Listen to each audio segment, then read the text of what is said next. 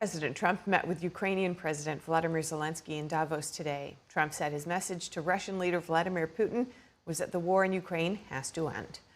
The meeting was good. Look, we have a ways to go. They're meeting with President Putin today, as you know. The meeting was good with President Zelenskyy. We'll see how it turns out. A lot of people being killed. What's going to be the message to President Putin? What do you want President Putin to The war has to end. We hope it's going to end. A lot of people being killed. Last month they had 30,000 people killed, 30,000 mostly soldiers, and it's really a war that has to end. What do you expect? You about joining your board of peace? We didn't discuss that. We're meeting with Russia. That'll take place tomorrow. They're going to be meeting with President Putin. I had a very good meeting with President Zelenskyy. Everybody wants to have the war end. Trump said a deal was reasonably close. The Kremlin said President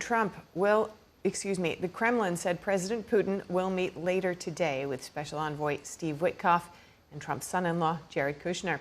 Witkoff said earlier there's just one issue left to resolve in the talks to negotiate an end to the conflict in Ukraine. The Kremlin refused to comment on that. A spokesman today reaffirmed that Putin highly values peacemaking efforts by President Trump and his team.